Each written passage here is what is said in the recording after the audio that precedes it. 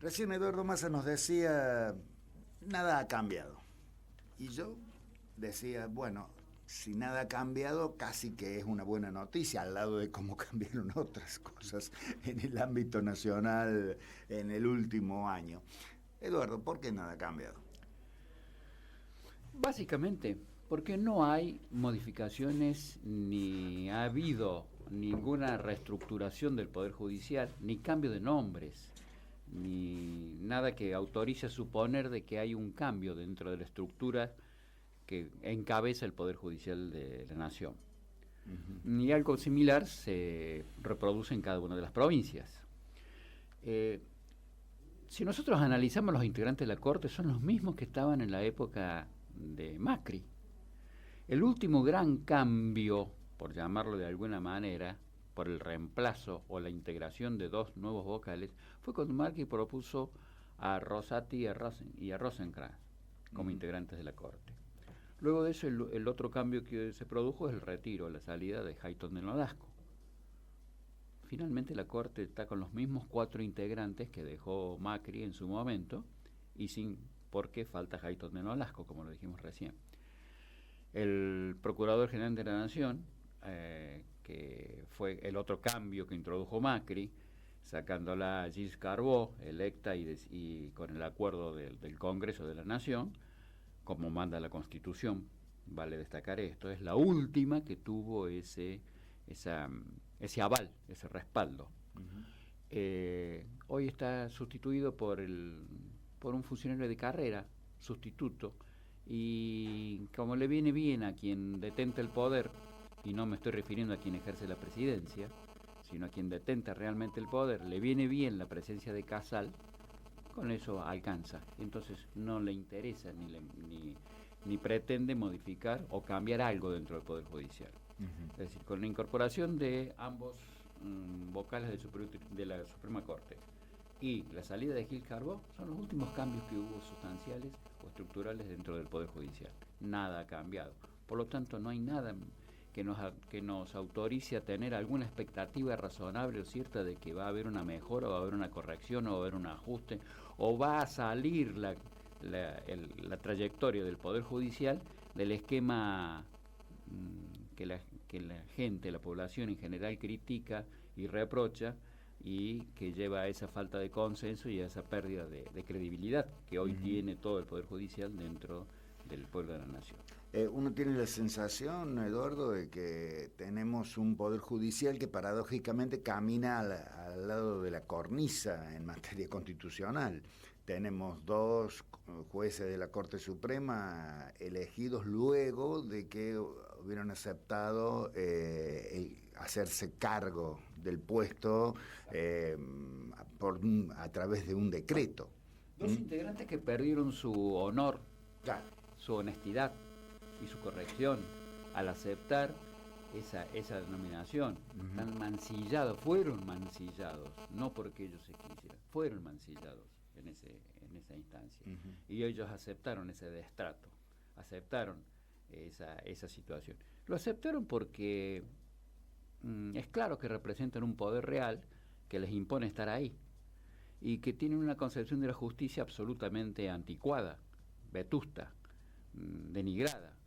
Para ellos la justicia simplemente está para resolver los conflictos que genera la escasez de bienes, y esos conflictos que generan escasez de bienes se resuelven dejando algunos derechos insatisfechos.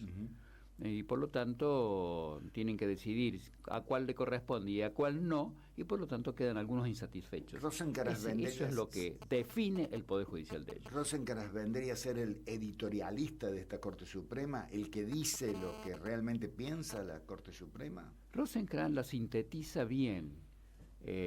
Rosenkrantz no le adjudico más valores ni más representatividad que la que tiene como vocal de la Corte, pero en realidad lo resumió adecuadamente en algún momento y planteó cuál era su principal,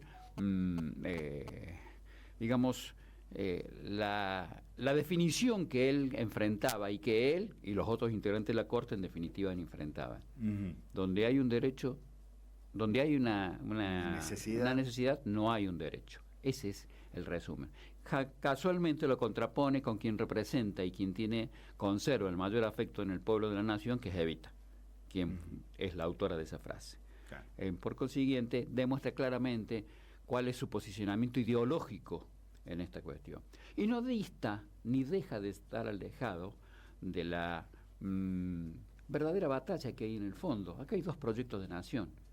Uno que sustenta la oligarquía y los que ejercieron el poder hasta el año 1930, y no digo que lo hayan perdido, simplemente les fue cuestionado en aquel entonces fuertemente a partir del irigoyenismo y luego del peronismo, y quienes defendemos otro proyecto de nación.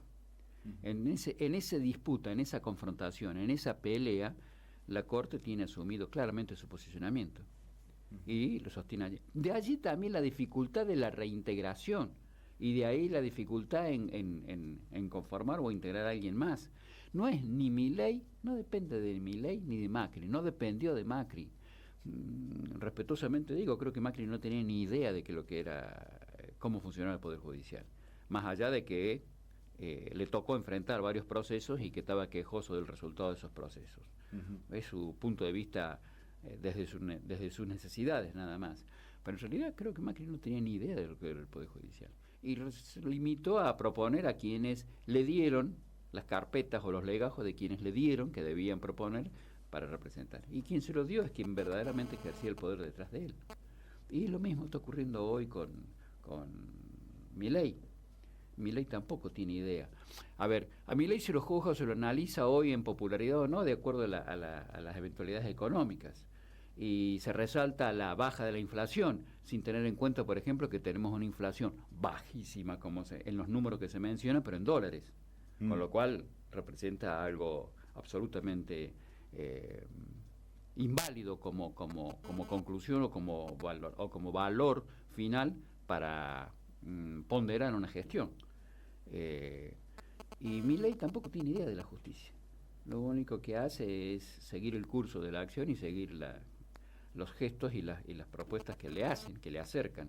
Y entre ellas hay una disputa interna dentro de la composición de la Corte, que es notoria y es visible en los fallos.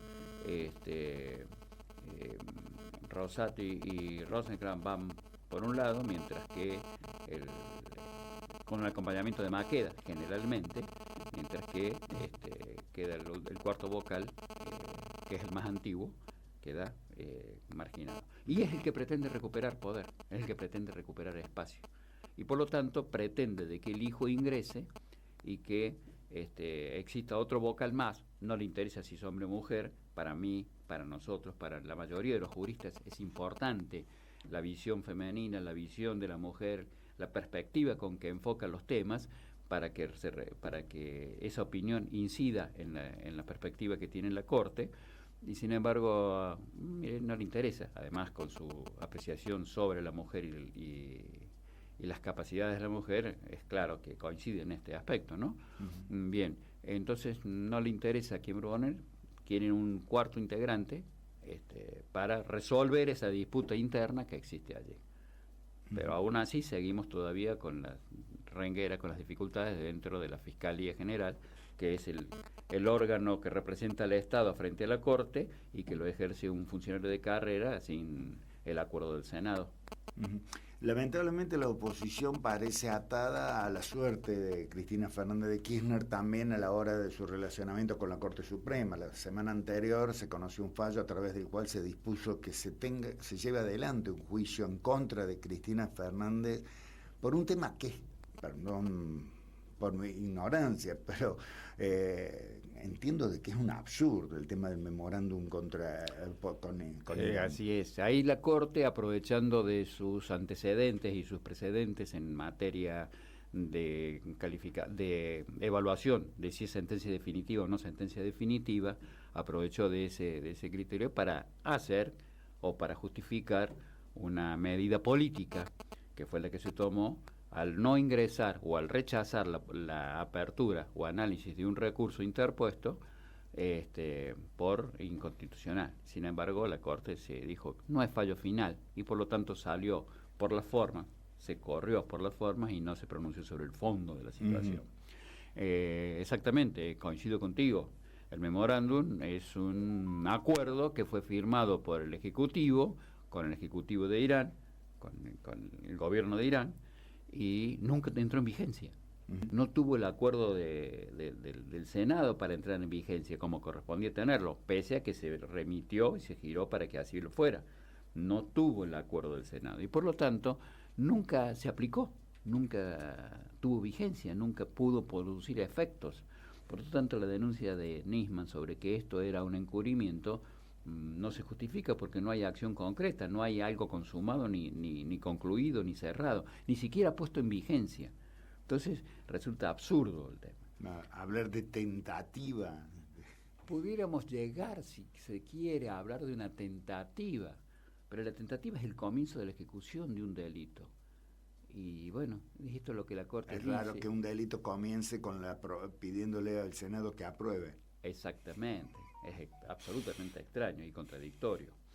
Pero ese absurdo, la Corte dice, deja de ser una medida o un criterio político de cómo resolver un acto de gobierno para transformarse en una acción que pudiera tener alguna secuela o consecuencia penal.